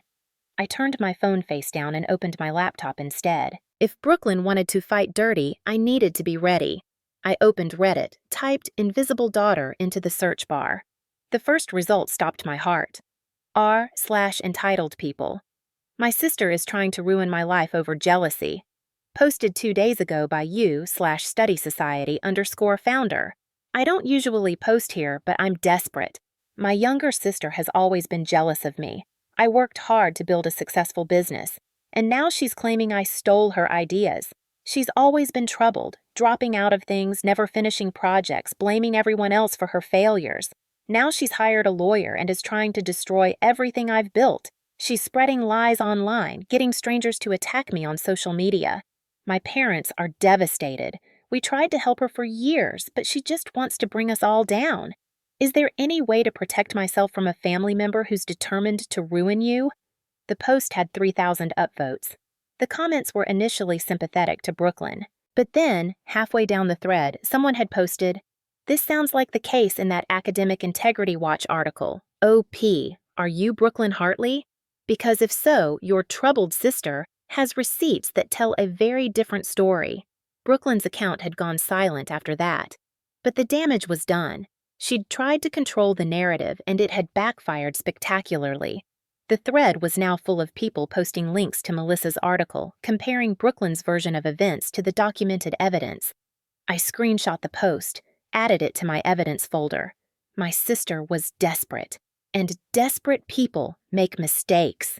Saturday evening, I was walking back from the library when I saw them, all three of them, Mom, Dad, Brooklyn, standing in the motel parking lot next to Mom's silver Lexus. My first instinct was to turn around, to run, but I was tired of running, tired of being afraid of my own family. I walked toward them, my backpack slung over one shoulder, my keys in my hand. Mom saw me first. "Emma!" She rushed forward like she wanted to hug me. I stepped back. She stopped, hurt, flashing across her face. "We need to talk," Dad said. His voice was weary, his shoulders slumped. He looked older than I remembered. "About what?" "About this situation." Mom gestured vaguely, like she couldn't quite name what was happening. "You can't honestly think this is the right way to handle things." Brooklyn stood behind them, arms crossed. Her eyes were red-rimmed, makeup smudged. She looked nothing like the polished influencer from her Instagram. She looked human. Breakable. "Handle what, exactly?" I kept my voice level. "Handle you erasing me from family photos? Handle Brooklyn stealing my work? Handle 26 years of being treated like I'm a problem?"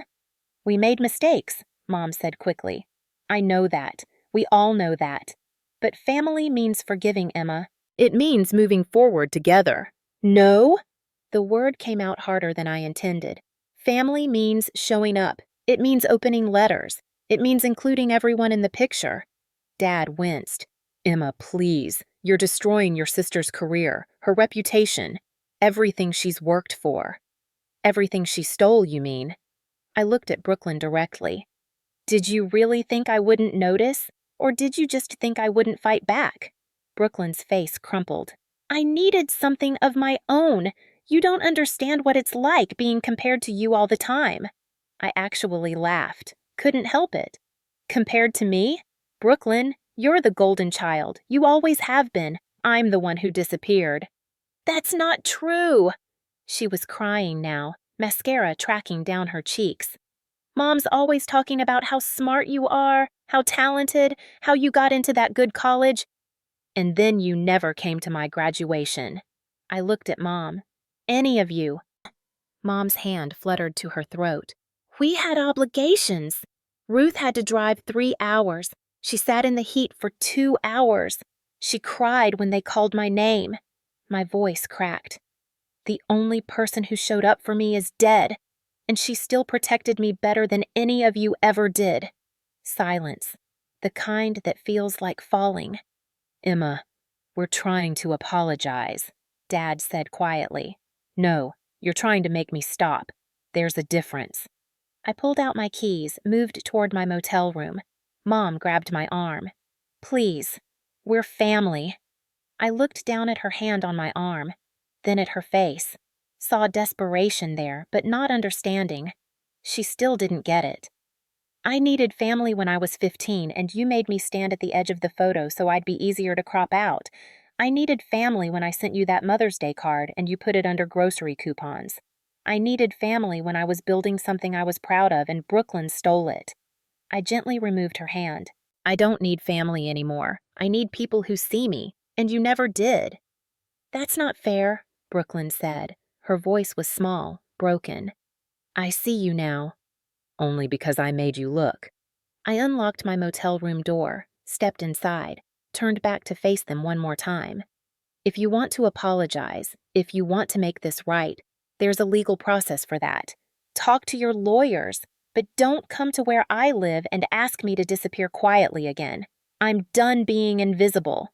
I closed the door, turned the deadbolt, slid the chain into place, stood there with my back against the door, listening to their muffled voices outside. Arguing, crying. Eventually, the sound of car doors and an engine starting. Then silence. I slid down to sit on the floor, back still pressed against the door. My hands were shaking. My heart was pounding. But I'd done it. I'd stood my ground. My phone buzzed. Text from Jenna. "You okay? Saw your family's car at the motel." I typed back with trembling fingers. "I'm okay. They're gone." I told them no. "Fuck yes. I'm so proud of you." Then Riley. Miss Emma, my test is in 2 weeks. I'm scared. I smiled despite everything. You're going to pass. I believe in you. Tomorrow at 2? Yes. Thank you for believing in me when nobody else did. I read that text 3 times. Thank you for letting me. Monday morning, I met Gloria at the courthouse. She wore a sharp blazer, her silver hair pulled back, looking every inch the warrior she was. They filed a motion to dismiss the hearing, she told me. Last-minute Hail Mary. What does that mean? Means they're scared. Judge denied it. We're going forward.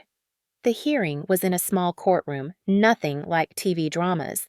Just a judge, a court reporter, Gloria, Brooklyn's lawyer, an expensive-looking man in a suit that probably cost more than 3 months of my motel rent, and me. Brooklyn wasn't there. Neither were my parents. The judge, a black woman in her 60s named Judge Morrison, reviewed the evidence with the kind of thoroughness that made me feel actually seen. She asked questions, looked at timestamps, read portions of Ruth's will aloud. Brooklyn's lawyer argued that the will was too vague, that educational materials could mean anything, that my files could have been manipulated. Gloria presented the metadata analysis, the email chains with Jenna, the web archives proving Brooklyn's site didn't exist until 2024, the side-by-side comparisons. It took 2 hours. Finally, Judge Morrison looked up. I'm denying the injunction. The evidence clearly shows Ms. Emma Hartley as the original creator of these materials. The will specifically protects her intellectual property rights. Until a full trial determines otherwise, Ms. Brooklyn Hartley must cease all use of the disputed curriculum. Brooklyn's lawyer started to argue. Judge Morrison held up a hand. Furthermore, I'm troubled by the pattern of behavior described in the filings. Removing a family member from photos, failing to acknowledge correspondence, systematic exclusion. These speak to a broader context. Ms. Emma Hartley has a prima facie case for both copyright infringement and potentially defamation, given the Reddit post and Instagram deletions. If you'd like to avoid a costly trial, I suggest your client consider settlement. She gavelled. It was over. Outside the courthouse, Gloria was grinning like a shark who'd just tasted blood. She basically told them they're going to lose. That was beautiful. What happens now? Now we wait. They'll probably come back with a settlement offer. And Emma? It's going to be substantial. They want this to go away. I thought about that. About money. About what it could buy.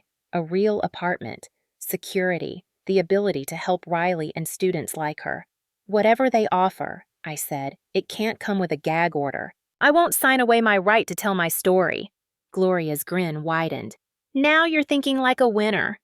The offer came 3 days later. Certified mail, thick envelope, Brooklyn's lawyer's letterhead.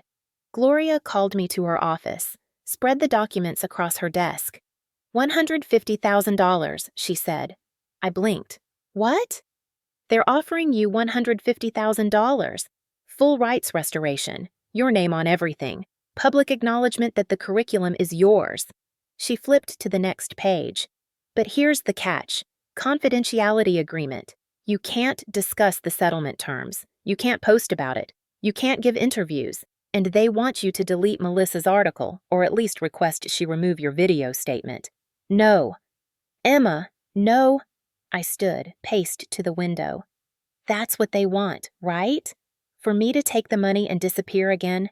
Prove I was always just after money, that this was about jealousy, not justice. It's $150,000. That's life-changing money. It's shut-up money. I turned to face her. What's my alternative? We continue the case. Sue for copyright infringement. Potentially defamation. It'll take months, maybe a year. Could win more, could win less. No guarantees. But I could keep talking. Yes. I thought about Riley, studying for her GED, about the messages I'd gotten from strangers saying my story helped them understand their own families, about all the people still invisible, still waiting for permission to exist. How much do I need to survive? Really survive, not just motel to motel? Gloria pulled up a calculator. Modest apartment, food, basics, about $2,000 a month. More comfortable, $3,000. So $24,000 to $36,000 a year. Roughly. I looked at the settlement offer. $150,000. I could take it, be set for years, rebuild in silence. Or I could bet on myself. What if we counteroffer? I said slowly. I'll take $40,000, just enough to get stable. Full rights restoration, public acknowledgement, but no confidentiality agreement. I keep the right to discuss what happened. Melissa's article stays up, and Brooklyn has to make a public statement acknowledging the theft. Gloria stared at me. You're turning down $110,000. I'm keeping my voice. She laughed, actually laughed. God, I love this job. Let me draft the counter. The response came faster than expected. Not from the lawyer, from Brooklyn directly. She showed up at the corner cafe during my tutoring session with Blake. I saw her through the window, sitting at a table, waiting. No makeup, hair in a messy ponytail. She looked like the sister I remembered from high school, before the followers and the ring light and the performance. Blake noticed my expression. Ms. Hartley, you okay? Yeah, we're done for today anyway. You did great on those practice problems. After Blake left, I approached Brooklyn's table slowly, like she was a wild animal that might spook. Can I sit? She asked. I nodded. We sat in silence for a moment. The cafe buzzed around us, coffee grinding, conversations, normal life. I saw your counteroffer, Brooklyn said finally. The lawyer told me to ignore it. Mom said you're being unreasonable. Dad said... She stopped. Dad said maybe we should just pay you and move on. What do you think? I think I fucked up.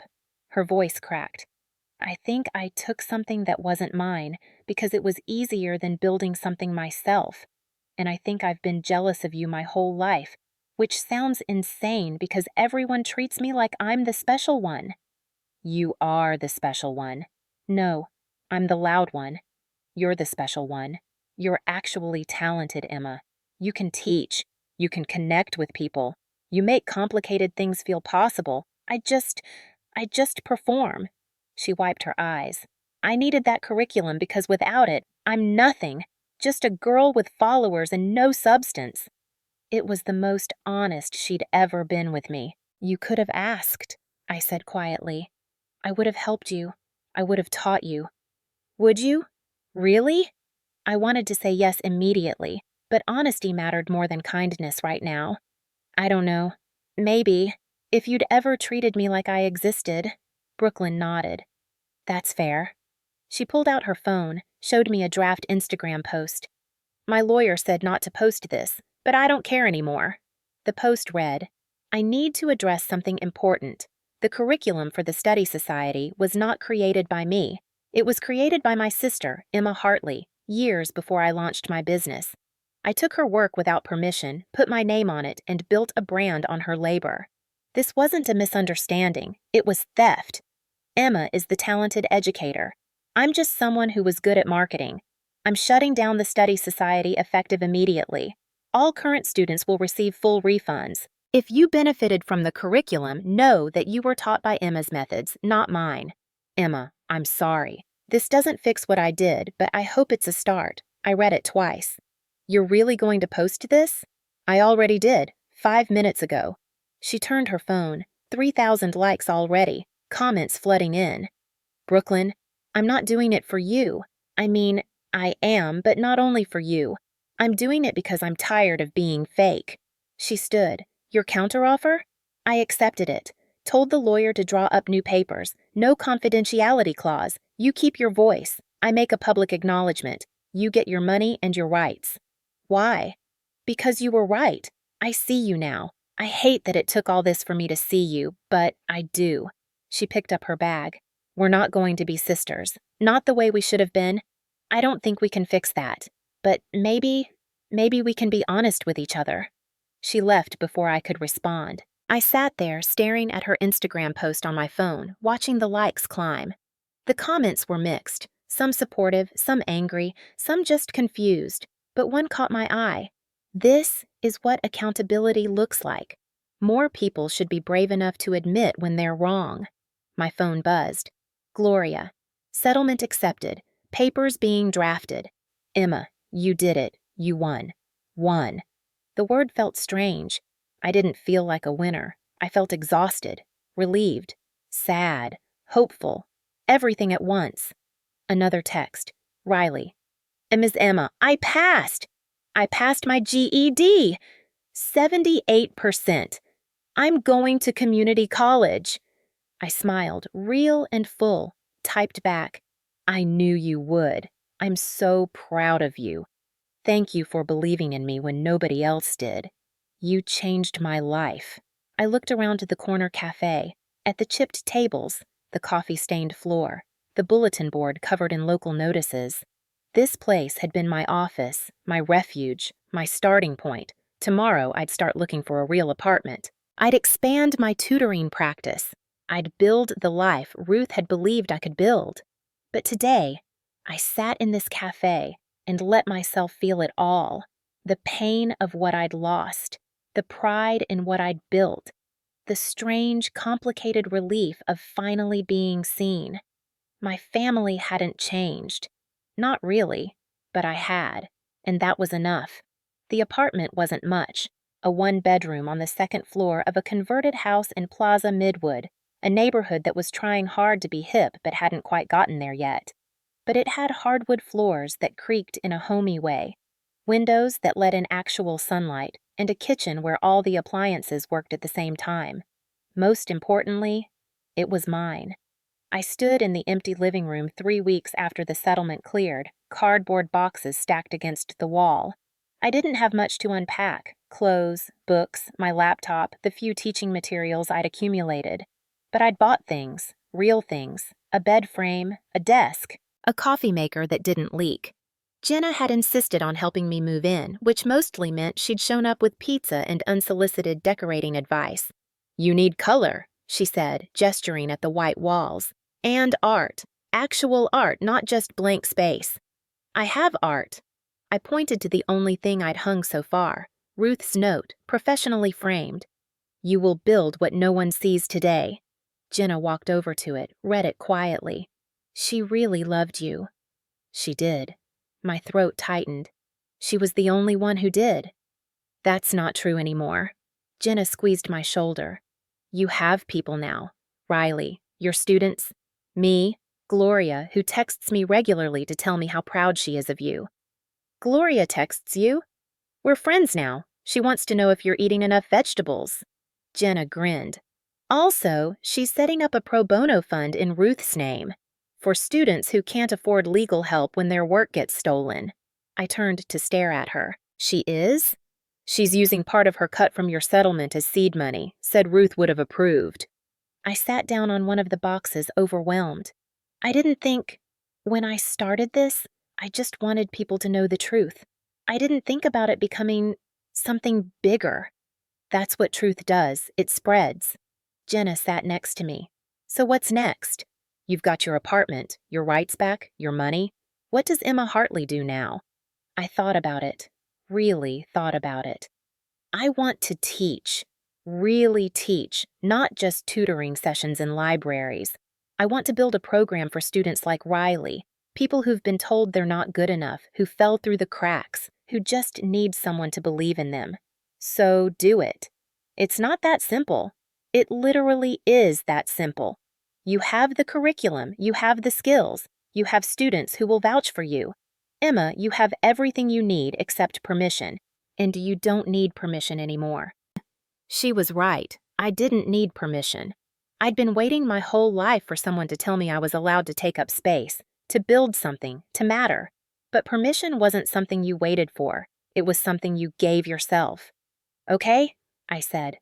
"Okay, I'll do it." Jenna pulled out her phone. "I'm texting Gloria. She'll know how to set up a nonprofit." "Jenna?" "Too late. Already sent." She stood, pulled me up with her. "Come on, let's finish unpacking. Your new life isn't going to build itself." 6 weeks later, I stood in a community center conference room facing 15 people, potential students for the pilot program, ages ranging from 17 to 53, high school dropouts, single parents, people rebuilding after incarceration, people who'd been told they weren't college material, people like me. "Thank you for coming," I started, my voice steadier than I felt. This program is called the Ruth Hartley Education Initiative. It's named after my grandmother, who believed that everyone deserves a teacher who sees their potential. I clicked to the first slide. Not fancy, I'd made it in Canva using Jenna's designs, but clear. We're not a traditional test prep service. We're a community. We meet twice a week for 3 months. I'll teach you study skills, test strategies, and academic confidence. But more than that, I'll teach you that you're not broken. You're not stupid. You just haven't had the right support. A woman in the back raised her hand. How much does it cost? Nothing. This pilot program is fully funded by the settlement from my lawsuit. I paused. Some of you might have seen the articles about me and my sister, about plagiarism and family drama. That settlement money? This is what it's for, building something that matters. Riley sat in the front row, grinning. She'd passed her GED 2 months ago and was now enrolled at Central Piedmont Community College, studying early childhood education. She'd volunteered to be a peer mentor for the program. I failed algebra 3 times, Riley said, standing up. I thought I was just dumb. Ms. Emma taught me I wasn't dumb. I just learned different. Now I'm taking college math. If she can help me, she can help anyone. By the end of the meeting, all 15 had signed up. I had their names, their goals, their fears written on intake forms. I had 3 months to prove that this could work.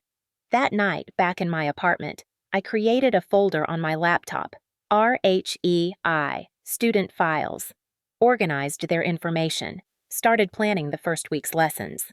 My phone buzzed, a text from an unknown number. Hi, Emma. This is Patricia from the library. I heard about your new program. I have 3 students who might benefit. Can I send them your way? I typed back, yes, please do. And Patricia, thank you. For everything. You did this yourself, honey. I just gave you a library card. Another text, this one from Blake's mom, who I'd tutored months ago.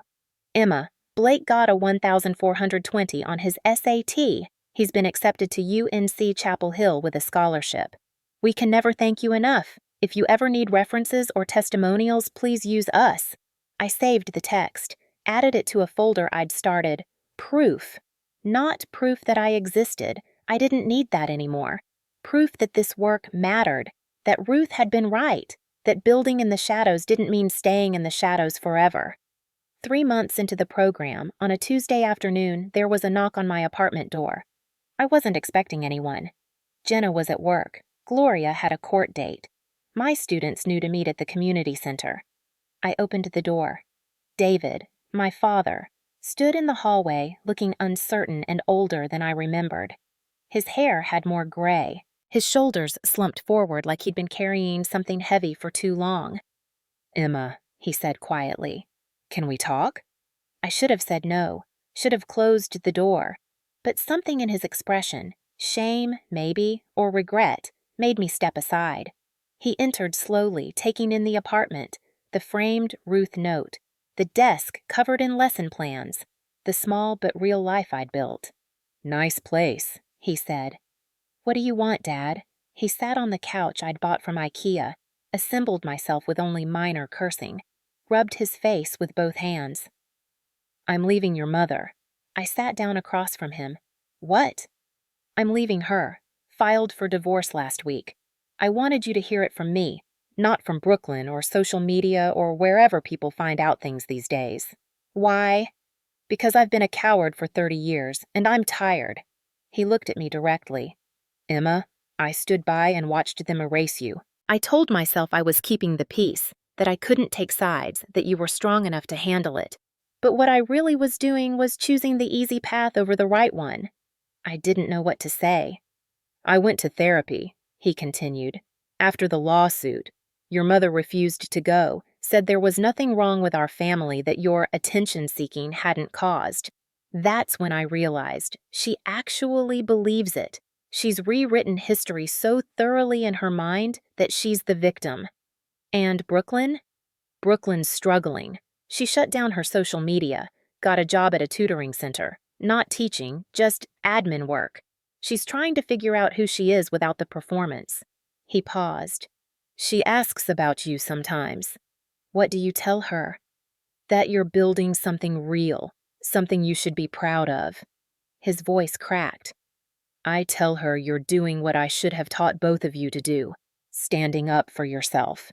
We sat in silence, not comfortable, but not hostile either. Just two people trying to figure out what truth looked like between them. I'm not asking for forgiveness, David said finally. I don't deserve it. I'm just asking if maybe, someday, we could try. Not to be like we were. We can't go back. But to be something new. I thought about it. About Ruth, who'd believed in second chances. About Riley, who'd rebuilt her entire life. About the students in my program who were learning it was never too late to start over. I don't know if I can do that yet, I said honestly. But I'm not saying no forever, just not now. That's fair. He stood to leave, then paused. Your program, the Ruth Hartley Initiative. Your grandmother would be so proud. I'm proud too. I know that doesn't mean much coming from me, but it's true. After he left, I sat on my couch for a long time, processing. My father was leaving my mother. Brooklyn was trying to rebuild without shortcuts. Nothing was fixed, but things were shifting. I pulled out my phone, opened notes, and started writing. Things I know for sure, revised. 1. I am not crazy, 2. I did not imagine what happened, 3. I don't need their validation to know my worth. 4. Forgiveness is a choice, not an obligation, 5. Some things can't be fixed, only survived, 6. And survival can look like building something beautiful. 6 months after launching the Ruth Hartley Education Initiative, I stood in front of a room at the Charlotte Community Foundation. Gloria had arranged the meeting, a presentation to potential donors who might fund the program beyond the settlement money. 15 slides, 20 minutes. Everything I'd built condensed into a pitch. But I'd brought something better than slides. I'd brought my students. Riley went first. I was a teen mom dropout who couldn't do basic algebra. Ms. Hartley taught me I wasn't stupid. I just learned differently. Now, I'm in my second semester of college with a 3.7 GPA. I want to be a teacher like her. Marcus, a 43-year-old who'd been laid off and was trying to get his GED to qualify for retraining programs. I hadn't been in a classroom in 25 years. I was terrified. Ms. Hartley made it feel possible. I passed my GED last month. I start welding school in January. Keisha, 19, who'd aged out of foster care. Nobody expected anything from me. Ms. Hartley expected everything. She made me believe I deserved to be in college. I got accepted to 3 schools. I'm going to NC State in the fall. One by one, they shared their stories. 12 students who'd completed the program, 11 had passed their tests, 10 were enrolled in college or trade school. One was still working on it but hadn't given up. When they finished, I stepped forward. These aren't just statistics. They're people who were told they didn't matter. People who fell through cracks in a system that wasn't built for them. People who just needed someone to believe in them. I clicked to my final slide, a photo of Ruth. My grandmother believed in me when no one else did. This program is her legacy, but it's also theirs. I gestured to my students. Every person we help creates a ripple. They'll help others. They'll believe in people who need believing in. That's how we change things. One student, one belief, one chance at a time. The presentation ended. The donors asked questions. I answered them with the confidence of someone who'd stopped apologizing for existing. 3 days later, Gloria called. You got it. Full funding for 3 years. Enough to serve 50 students per year. I sat down on my apartment floor and cried. Not sad tears. Relief. Joy. The overwhelming weight of possibility. The 1-year anniversary of leaving my family's house fell on a Friday. I didn't plan anything special, but Jenna insisted. We're celebrating, she said. You're taking the day off. She picked me up at 9 a.m., drove us to a familiar location, the Starlight Motel. Why are we here? I asked. You'll see. She led me to room 17, knocked on the door. It opened. Patricia from the library stood there, grinning. Behind her, Riley, Marcus, Keisha, and 5 other students from my first cohort. Surprise! Riley shouted. They'd transformed the room. Balloons. A banner that read 1 year of building. A cake that said, The invisible daughter is visible now. I don't understand, I said, though I was already crying. 1 year ago, you walked into this room with nothing, Patricia said. Today, you have 50 students, a funded program, and a community that loves you. We wanted to honor that. We crammed into that tiny room, the same room where I'd spent my first desperate nights, counting dollars and wondering if I'd survive. Now it was full of people, full of noise, full of life. Riley pulled out her phone. I want to document this. Ms. Emma, what would you say to the person you were a year ago? I thought about it. About the Emma who'd sat on that bed, numb and alone, typing things I know for sure into her phone. I'd tell her it gets better. Not easy, better. I'd tell her that the people who should have loved her aren't capable of it. But that doesn't mean she's unlovable. I'd tell her that building a life from nothing is hard, but she's harder. I looked around the room. And I'd tell her that invisible doesn't mean gone. It just means people aren't looking in the right place. Eventually, you become impossible to ignore. Someone started clapping. Then everyone joined. In that cramped motel room, surrounded by people who'd once been strangers, I felt more seen than I'd ever felt in my family's house. That night, back in my apartment, I found an envelope slipped under my door. Cream-colored, expensive stationery. My mother's handwriting. I almost threw it away. Almost. But curiosity won. I opened it. Emma, I've written this letter 17 times. Each time, I try to explain, to justify, to make you understand why things happened the way they did. But the truth is simpler and worse than any explanation. I failed you. I was so focused on making Brooklyn shine that I convinced myself you didn't need the same attention. You were always so capable, so self-sufficient. I told myself you were fine. But fine isn't loved. Fine isn't seen. Fine is just barely surviving. I'm not writing to ask for forgiveness. I'm not sure I deserve it. I'm writing because you deserve to know that I see it now. The Mother's Day card I never opened. The photos I let them take without you. The 1,000 small ways I chose ease over love. Your father left me. Brooklyn barely speaks to me. I sit in this house with all its perfect photos and realize I erased the one person who might have genuinely loved me if I'd let her. I don't expect you to respond. I don't expect anything. I just wanted you to know. I was wrong about everything, and you were always enough, more than enough. It was me who wasn't. Your mother, Patricia. I read it twice. Then I folded it carefully and placed it in a drawer. Not hidden, not displayed. Just there. I didn't write back, didn't call, didn't rush to forgive. But I didn't throw it away either. Some things need time. Some wounds don't heal so much as become part of your landscape, scars that remind you where you've been and how far you've come. Maybe someday I'd respond. Maybe I wouldn't. Either way, I'd decided that my healing didn't depend on her apology. It never had. 18 months after leaving, I stood in the Charlotte Public Library's event space. We were hosting a graduation ceremony for the second cohort of the Ruth Hartley Education Initiative.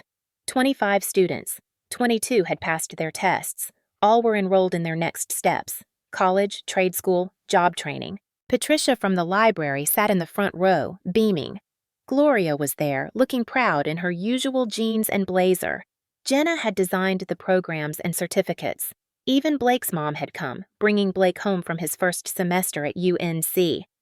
I stood at the podium, looking at the faces in front of me, faces that had arrived scared and left confident, faces that had been invisible to most of the world. When I was living in a motel room a year and a half ago, I started, someone very wise told me that the library, this space, was a place where people could be seen. I didn't understand it then. I thought I just needed a computer and Wi-Fi.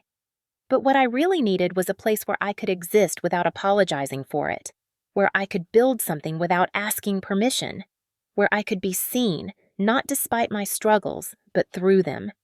I looked at Riley, who was now a peer mentor and taking 16 credits at CPCC, at Marcus, starting his welding career, at Keisha, thriving at NC State. You all came here invisible to a world that decided you didn't matter. You leave here impossible to ignore. Not because I made you visible, you always were, but because you finally have witnesses who are actually looking.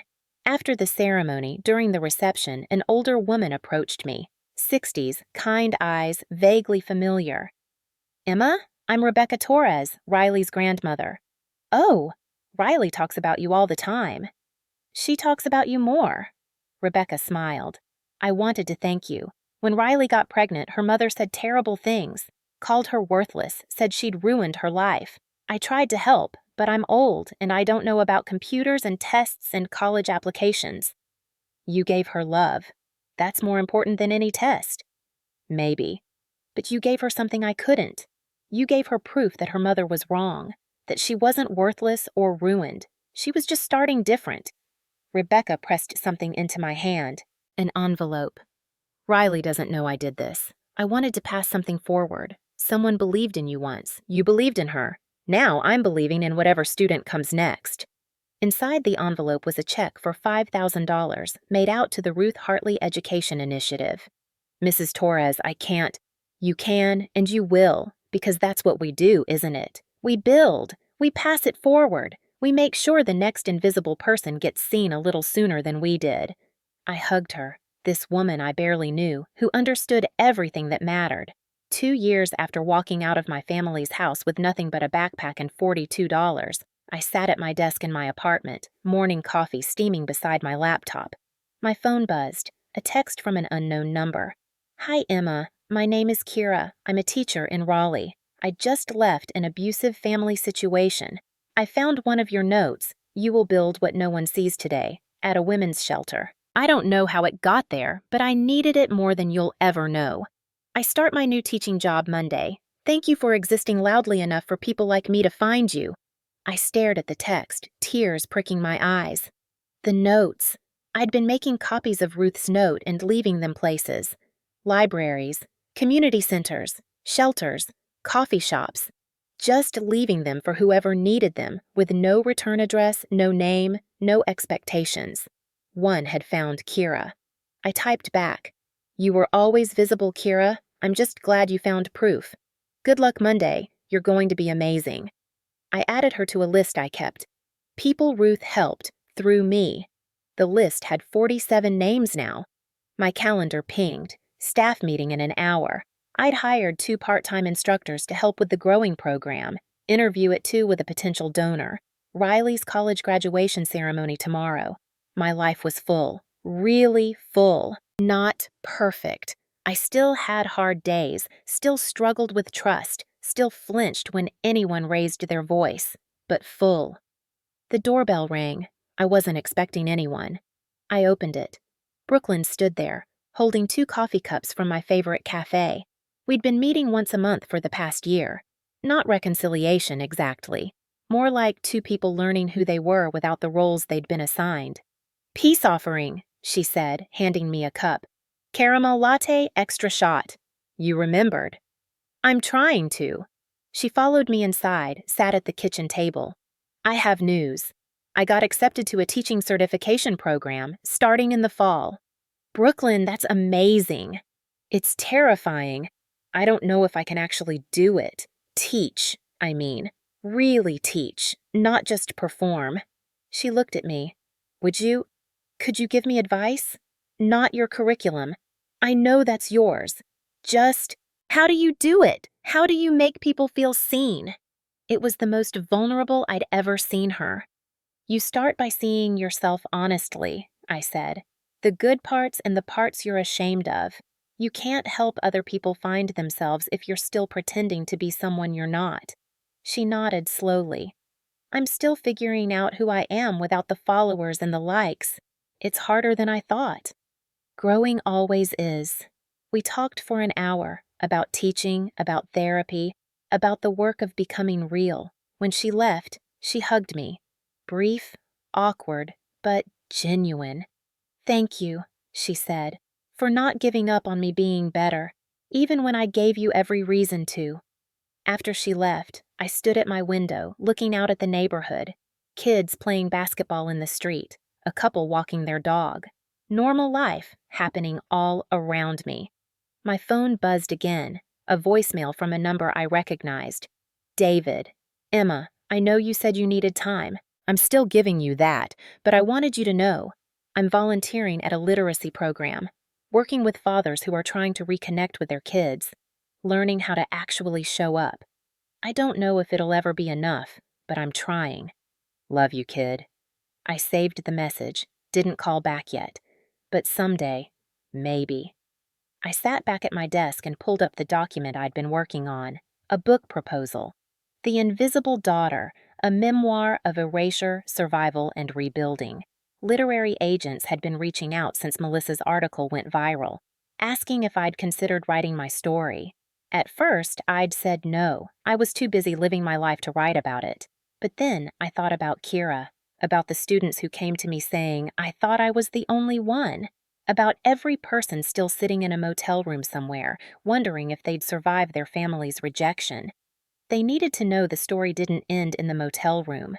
It ended here, in an apartment full of light, with work that mattered, with people who saw you. I started typing. Chapter 1, The Invisible Daughter. Hi, I'm Emma. 3 weeks ago, my family posted their annual holiday photo. Perfect smiles, matching sweaters, our golden retriever in the center. There was just one problem. I wasn't in it. The book sold at auction to a major publisher. The advance was enough to fully fund the Ruth Hartley Education Initiative for 5 years and to establish a scholarship specifically for students from dysfunctional families. Riley graduated with honors and got a job teaching preschool. Marcus completed his welding certification and started his own small business. Keisha made Dean's List every semester. The program expanded to 3 cities. Brooklyn completed her teaching certification and got a job at an alternative high school for at-risk youth.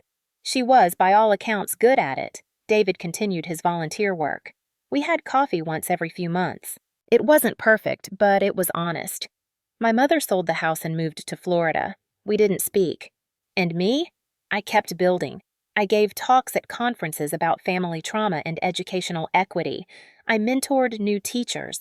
I helped other invisible daughters learn they were worth seeing. But mostly, I just showed up. For my students. For myself. For the vision Ruth had of who I could become. One afternoon, working at my desk, I found an old photo tucked into one of Ruth's books. A picture of me at 8 years old, helping her prepare lesson plans at her kitchen table. In Ruth's handwriting on the back, Emma, age 8, already a teacher, already special. I hope she knows. I framed it, hung it next to her note, because now I did know.